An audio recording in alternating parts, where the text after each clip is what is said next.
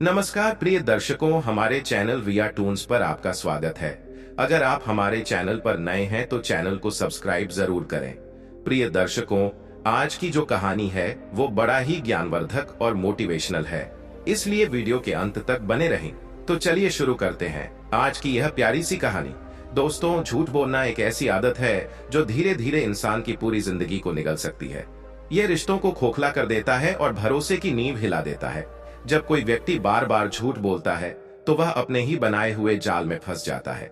खासकर जब ये झूठ परिवार और अपनों से जुड़े होते हैं तो इसका असर पीढ़ियों तक दिखाई देता है। एक पिता जो अपने बच्चों से झूठ बोलता है, अंततः वही झूठ उसकी उम्र के उस मोड़ पर उसे अकेला छोड़ देता है जब उसे सबसे ज्यादा अपनों की जरूरत होती है। यह कहानी एक ऐसे ही आदमी की है जिसने 3 अहम मौकों पर झूठ बोला और इसका अंजाम उसे बुढ़ापे में भुगतना पड़ा। तो चलिए बढ़ते हैं कहानी की ओर। रमेश एक मध्यम वर्गीय परिवार का मुखिया था। वह अपने बेटे अमित से बहुत प्यार करता था, लेकिन उसके अपने डर और लालच ने उसे ऐसे फैसले लेने पर मजबूर कर दिया जो अमित के भविष्य के लिए सही नहीं थे। अमित एक होनहार छात्र था। उसका सपना इंजीनियर बनने का था। उसने मेहनत करके बड़े कॉलेज में दाखिला लेने के लिए परीक्षा दी और अच्छे अंक भी हासिल किए। एक दिन वह खुशी खुशी घर आया और रमेश से कहा, पापा, मेरा एडमिशन हो गया, अब मैं इंजीनियरिंग की पढ़ाई कर सकता हूँ। रमेश ने चेहरे पर मुस्कान लाते हुए कहा, बेटा, बहुत अच्छा किया, मुझे तुम पर गर्व है। लेकिन भीतर ही भीतर वह जानता था कि उसकी आर्थिक स्थिति इतनी मजबूत नहीं थी कि वह अमित की पढ़ाई का खर्च उठा सके। कुछ दिनों बाद रमेश ने अमित को बुलाया और झूठ बोलते हुए कहा, बेटा, मैंने तुम्हारी फीस के लिए कॉलेज में बात की थी, लेकिन वहां की पढ़ाई बहुत मुश्किल है। अगर तुमने एडमिशन लिया और पढ़ाई पूरी नहीं कर पाए तो बहुत नुकसान होगा। मैंने तुम्हारे लिए एक और अच्छे कॉलेज में बात कर ली है जहां तुम्हें कम खर्च में बढ़िया पढ़ाई मिल जाएगी। अमित ने पापा की बातों पर भरोसा कर लिया और उसी कॉलेज में दाखिला ले लिया। लेकिन जल्द ही उसे एहसास हुआ कि वह कॉलेज उसकी काबिलियत के मुताबिक नहीं था। वहां के शिक्षक अच्छे नहीं थे, सुविधाएं कम थीं और उसका भविष्य अंधकारमय लग रहा था। समय बीतता गया और अमित ने किसी तरह अपनी पढ़ाई पूरी की, लेकिन उसे वह नौकरी नहीं मिली जो वह चाहता था। जब उसे सच का पता चला कि उसके पिता ने उसे जानबूझकर गुमराह किया था तो उसके मन में गहरी चोट लगी। उसने अपने पिता से शिकायत नहीं की, लेकिन उसके दिल से उनका सम्मान धीरे धीरे कम होने लगा। रमेश की पत्नी सुमित्रा एक सीधी सादी और ईमानदार औरत थी। उसने हमेशा अपने पति का साथ दिया और हर परिस्थिति में परिवार को संभालने की कोशिश की। एक बार रमेश ने कुछ दोस्तों के साथ एक व्यापार में पैसे लगाए।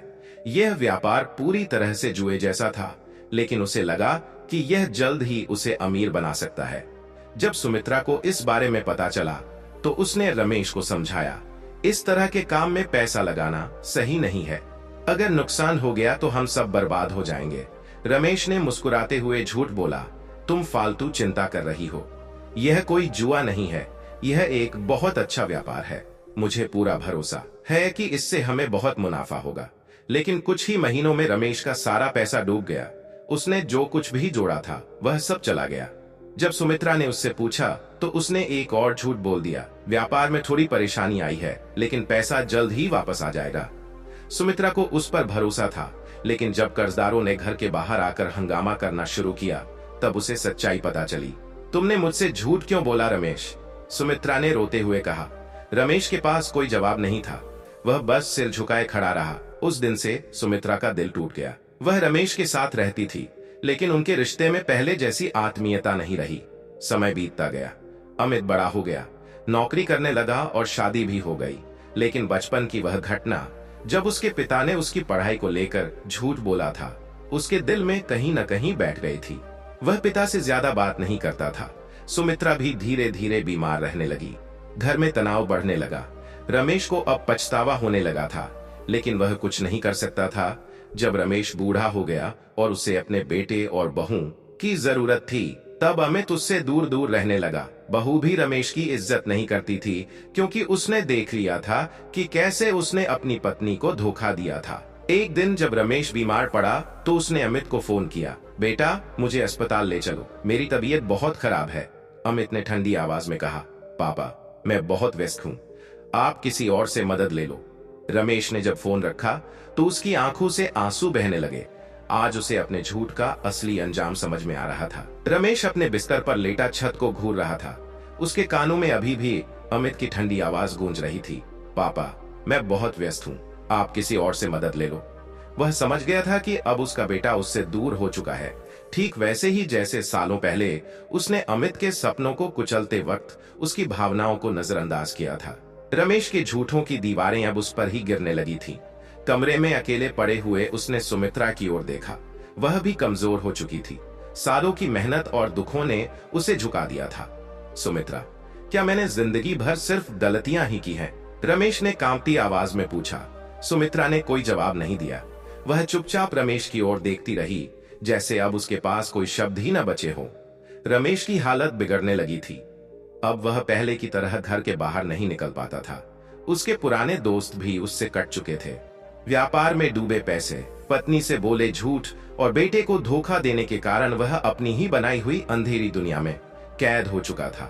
रात के अंधेरे में जब पूरा घर सो जाता, तब रमेश की आंखों में नींद नहीं आती। वह करवटें बदलता और अतीत के उन लम्हों को याद करता जब उसने अपने स्वार्थ और डर के कारण झूठ बोला था। उसे याद आया कि जब अमित छोटा था तब वह उसे कितनी कहानियां सुनाया करता था। उन कहानियों में हमेशा ईमानदारी की जीत होती थी, लेकिन खुद रमेश ने कभी ईमानदारी को अपनाया ही नहीं। अमित ने भले ही अपने पिता को अनदेखा कर दिया था, लेकिन वह भी अपने अंदर एक अजीब से संघर्ष से गुजर रहा था। रात में जब वह ऑफिस से घर आया तो उसकी पत्नी निधि ने पूछा, अमित, क्या तुम्हें अपने पापा की तबीयत की कोई चिंता नहीं है?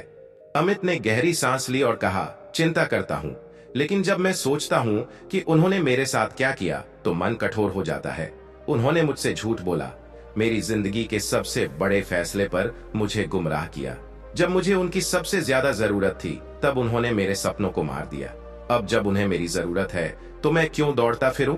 निधि कुछ देर चुप रही, फिर बोली, लेकिन अमित, अगर तुम भी उनके साथ वही करोगे जो उन्होंने तुम्हारे साथ किया तो क्या फर्क रह जाएगा तुम में और उनमें? अमित को यह सुनकर झटका लगा। निधि की बातों ने उसे सोचने पर मजबूर कर दिया। अगली सुबह जब अमित ऑफिस में था तभी उसकी माँ का फोन आया, अमित, तुम्हारे पापा की हालत बहुत खराब है। डॉक्टर कह रहे हैं कि अगर उन्हें तुरंत अस्पताल नहीं ले जाया गया तो कुछ भी हो सकता है। सुमित्रा की आवाज घबराई हुई थी। अमित के हाथ से फोन लगभग गिरते गिरते बचा। क्या वह सच में अपने पिता को यूं ही छोड़ सकता था? क्या वह अपने ही पिता के लिए इतना कठोर बन चुका था? वह जल्दी जल्दी ऑफिस से निकला और सीधे अपने माता पिता के घर की ओर भागा। जब अमित घर पहुंचा तो उसने देखा कि रमेश बेहोशी की हालत में पड़ा था। डॉक्टर ने बताया कि उनकी हालत गंभीर है और उन्हें तुरंत अस्पताल में भर्ती करने की जरूरत है। अमित ने बिना देर किए एम्बुलेंस बुलाई और रमेश को अस्पताल ले गया। रास्ते में रमेश ने धीरे से अपनी आंखें खोली और अमित की ओर देखा। उसकी आंखों में शर्मिंदगी और पछतावा साफ झलक रहा था। बेटा, मुझे माफ कर दे, रमेश ने कांपती आवाज में कहा। अमित कुछ नहीं बोला, वह बस अपने पिता की ओर देखता रहा। अस्पताल में डॉक्टरों ने बताया कि रमेश को दिल का दौरा पड़ा था। अब उनकी हालत स्थिर थी, लेकिन वे कमजोर हो चुके थे। अमित और निधि अस्पताल के बाहर बैठे थे। अब क्या करोगे? निधि ने पूछा। अमित ने एक गहरी सांस ली और कहा, मैं नहीं जानता। मैं अपने पिता से प्यार करता था, लेकिन उन्होंने मुझे बहुत चोट पहुंचाई। अब जब मैं उनके पास हूं तो मेरे मन में गुस्सा कम हो रहा है, लेकिन पुराना दर्द अभी भी ताजा है। अस्पताल में कुछ दिन रहने के बाद रमेश को छुट्टी मिल गई। अब वह घर पर आराम कर रहा था। एक दिन रात के खाने के बाद अमित ने रमेश के पास बैठकर कहा, पापा, मैं आपसे कुछ पूछना चाहता हूँ। रमेश ने गर्दन झुकाकर कहा, पूछो बेटा।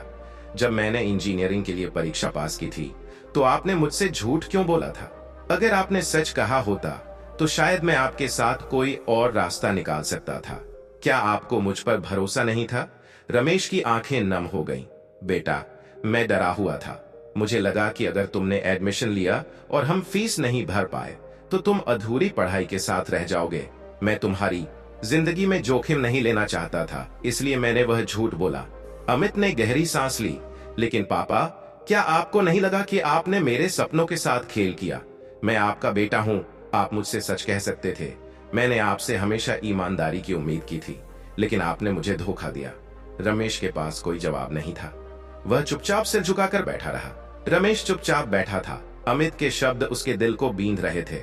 वह जानता था कि उसने बेटे के साथ गलत किया, लेकिन अब पछताने के अलावा कुछ नहीं बचा था। कमरे में एक भारी खामोशी छा गई। अमित की आंखों में पुराने घाव फिर से हरे हो गए थे, लेकिन अब उसमें उतना क्रोध नहीं था जितना पहले था। पापा, मैंने कई बार सोचा कि आपसे ये सवाल पूछूं या नहीं, अमित ने थोड़ी देर बाद कहा।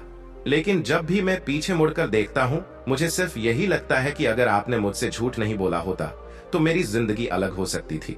रमेश ने धीरे धीरे सिर उठाया। बेटा, मैं बस तुम्हारी भलाई चाहता था। मुझे लगा था कि मैं जो कर रहा हूं वह तुम्हारे लिए सही है, लेकिन अब समझ में आता है कि मैंने तुम्हें बताकर तुम्हारी राय लेकर फैसला करना चाहिए था। अमित ने गहरी सांस ली। पापा, भलाई का मतलब कभी झूठ नहीं होता। आपने मुझसे सिर्फ एक बार नहीं, कई बार झूठ बोला। माँ से भी, अपने व्यापार को लेकर भी, और यहाँ तक कि खुद से भी। आपने अपने डर और लालच में वो सब किया जिससे हम सबको नुकसान हुआ। रमेश की आंखें भर आईं। मैं जानता हूं बेटा, और शायद यही मेरी सबसे बड़ी सजा है कि अब तुम मुझ पर भरोसा नहीं करते। उस रात अमित को नींद नहीं आई। वह अपने कमरे में बैठकर पुरानी बातें याद कर रहा था। वो दिन जब उसे सच्चाई पता चली थी। अमित कॉलेज से निकला था और उसे पता चला कि अगर उसने अपने मनपसंद कॉलेज में दाखिला लिया होता तो उसे विदेश में स्कॉलरशिप भी मिल सकती थी, लेकिन उसके पिता ने उसे यह सब नहीं बताया था। उसी दिन जब उसने रमेश से इसका कारण पूछा था तो रमेश ने एक और झूठ बोल दिया था। बेटा, मैंने तुम्हारी भलाई के लिए ही ऐसा किया था। वह दिन अमित के लिए बहुत भारी था। उस दिन उसने पहली बार महसूस किया कि उसके पिता के शब्दों और उनकी सच्चाई में फर्क है। अगले दिन जब अमित नाश्ते के लिए टेबल पर बैठा तो उसने देखा कि उसकी माँ चुपचाप बैठी थी। माँ, आप कुछ बोल क्यों नहीं रही हैं? सुमित्रा ने हल्की मुस्कान दी। बोलने के लिए अब बचा ही क्या है बेटा? मैं सालों तक सब कुछ सहती रही। जब तुम्हारे पापा ने व्यापार में पैसे गंवाए तब भी मैंने उन्हें समझाया, लेकिन उन्होंने झूठ बोला। जब उन्होंने तुम्हारी पढ़ाई के बारे में झूठ बोला तब भी मैं चुप रही, क्योंकि मैं चाहती थी कि परिवार बिखरे नहीं। अमित ने माँ का हाथ पकड़ा। माँ, अब भी देर नहीं हुई है। अगर हम चाहें तो चीजें बदल सकती हैं, लेकिन पापा को अब भी खुद को बदलना होगा। रमेश, जो पास ही खड़ा था, यह सब सुन रहा था। उसकी आंखों में शर्मिंदगी थी, लेकिन साथ ही कहीं न कहीं उम्मीद भी। उसी दिन शाम को रमेश ने अपने परिवार को बुलाया। मैं जानता हूं कि मैंने बहुत गलतियां की हैं, उसने धीमी आवाज में कहा, लेकिन अब मैं और झूठ नहीं बोलूंगा। अमित, मैं चाहता हूं कि तुम मुझे एक मौका दो। अमित ने रमेश की आंखों में देखा। वह बूढ़ा हो चुका था, कमजोर दिख रहा था, लेकिन उसकी आंखों में कुछ सच्चाई झलक रही थी। कैसे पापा? मैं नहीं जानता बेटा, लेकिन मैं चाहता हूं कि तुम मुझे अपने भरोसे को वापस जीतने का मौका दो। अमित कुछ पल चुप रहा, फिर बोला, ठीक है पापा, लेकिन आपको अपने झूठ से बाहर निकलना होगा। रमेश ने सिर हिलाया। मैं कोशिश करूंगा बेटा। रमेश ने अपनी बात तो कह दी थी, लेकिन क्या वह सच में बदल सकता था? क्या अमित और सुमित्रा उसे फिर से वही सम्मान दे सकते थे जो उसने अपने झूठ से खो दिया था? यह एक लंबा सफर था और रमेश जानता था कि यह इतना आसान नहीं होगा। अगले कुछ दिनों में रमेश ने अपनी तरफ से छोटी छोटी कोशिशें शुरू कर दी। उसने खुद को अमित के करीब लाने की कोशिश की, लेकिन अमित अब पहले जैसा बेटा नहीं था। वह औपचारिक रूप से बात करता, ज्यादा समय अपने ऑफिस के काम और अपनी पत्नी निधि के साथ बिताता। एक दिन नाश्ते की मेज पर रमेश ने कहा, अमित, आज शाम को मेरे साथ थोड़ा समय बिताओगे? अमित ने अखबार से नजर उठाई और संक्षेप में जवाब दिया, शायद, देखता हूँ ऑफिस के काम से फुर्सत मिलती है या नहीं। रमेश को यह सुनकर दुख हुआ, लेकिन वह जानता था कि यह सब उसी के किए का नतीजा है। रात को जब रमेश अपने कमरे में अकेला बैठा था तो उसे याद आया कि अमित बचपन में कितना खुशमिजाज और चुलबुला बच्चा हुआ करता था। पापा, देखिए, मैंने यह चित्र बनाया है। अमित छोटा था जब उसने एक ड्राइंग रमेश को दिखाई थी। वह बहुत खुश था, लेकिन रमेश ने काम में व्यस्त रहते हुए बिना देखे ही कह दिया था, अरे वाह, बहुत अच्छा है बेटा। अमित के चेहरे की खुशी एक पल में ही गायब हो गई थी। उस दिन से शायद वह समझ गया था कि उसके पिता सिर्फ बोलते हैं, लेकिन उनकी बातों में सच्चाई कम होती है। रमेश को अब एहसास हो रहा था कि अमित का उस पर भरोसा बचपन से ही डगमगाने लगा था। दूसरी ओर अमित के दिल में भी एक अजीब सी उथल पुथल चल रही थी। वह अपने पिता को अनदेखा कर रहा था, लेकिन दिल में कहीं न कहीं उसे यह एहसास था कि रमेश अब वाकई बदलने की कोशिश कर रहा है। रात को निधि ने अमित से पूछा, तुम पापा से क्यों कटे कटे रहते हो? अमित ने गहरी सांस ली।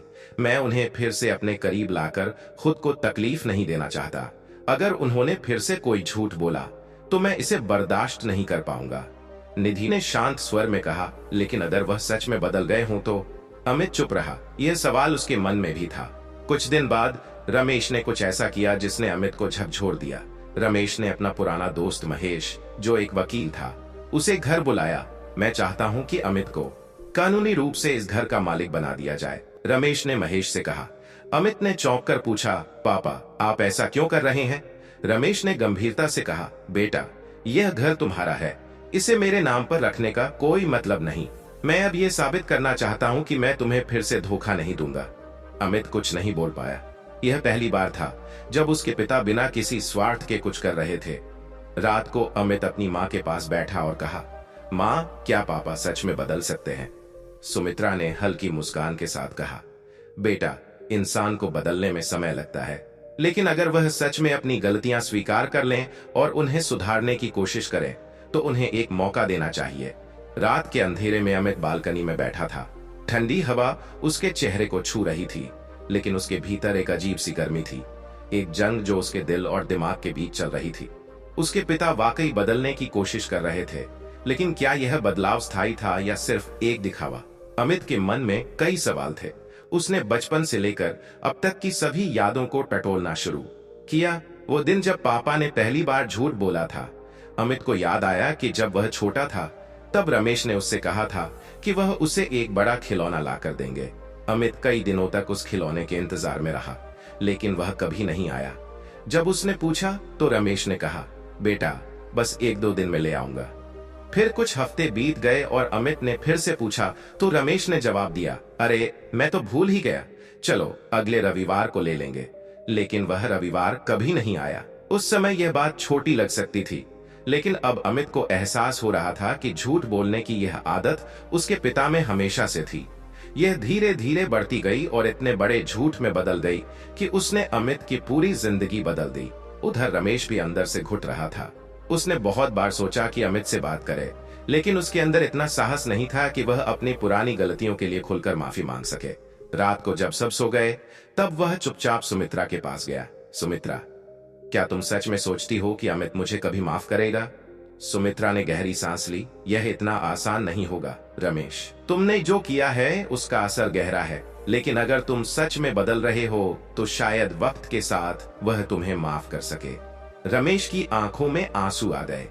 मैं बस चाहता हूं कि जब मेरी जिंदगी खत्म हो तो अमित यह न कहे कि उसके पिता एक झूठे आदमी थे।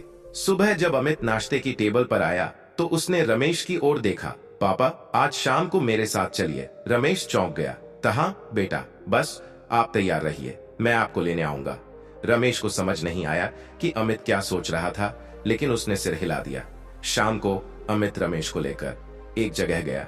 वह जगह थी उस पुरानी कॉलेज की इमारत जहां अमित का असली सपना दफन हुआ था। रमेश की आंखें भर आईं। याद है पापा, यही वो जगह है जहां मैंने एडमिशन के लिए परीक्षा दी थी, और यही वो जगह है जहां आपने मुझसे झूठ बोला था कि यह कॉलेज मेरे लिए सही नहीं है। रमेश चुपचाप खड़ा रहा। मैंने आज आपको यहाँ इसलिए लाया है ताकि आप महसूस करें कि आपके एक झूठ ने मेरी पूरी जिंदगी की दिशा बदल दी। रमेश ने कांपते हुए हाथों से अमित का हाथ थाम लिया। बेटा, मैं कुछ भी कहूं लेकिन इस गलती को ठीक नहीं कर सकता। मैं बस इतना कह सकता हूं कि अगर मैं वापस जाकर यह सब बदल सकता तो जरूर करता। अमित की आंखों में आंसू थे। पापा, मैं अब आपको माफ नहीं कर सकता, लेकिन मैं कोशिश करूंगा कि मैं आपको समझ सकूं। अमित ने अपने पिता को एक और मौका देने का फैसला किया, लेकिन उसने एक शर्त रखी। पापा, अगर आप वाकई बदलना चाहते हैं तो आपको अपने जीवन में ईमानदारी को अपनाना होगा। एक भी झूठ और मैं फिर से आपसे दूर चला जाऊंगा। रमेश ने बिना हिचकिचाए हामी भर दी। लेकिन क्या सच में रमेश खुद को बदल पाएगा? अमित के शब्द रमेश के कानों में गूंज रहे थे। अगर आप वाकई बदलना चाहते हैं तो आपको अपने जीवन में ईमानदारी को अपनाना होगा। एक भी झूठ और मैं फिर से आपसे दूर चला जाऊंगा। रमेश ने खुद से वादा किया कि वह अब कभी झूठ नहीं बोलेगा। लेकिन क्या यह इतना आसान था? रमेश ने अपनी कोशिशें जारी रखी। वह अमित के करीब आने की कोशिश कर रहा था, लेकिन सालों के दर्द और अविश्वास को मिटाना आसान नहीं था।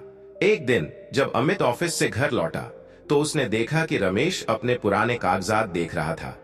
क्या देख रहे हो पापा? अमित ने पूछा। रमेश ने सिर उठाया और एक फीकी मुस्कान दी।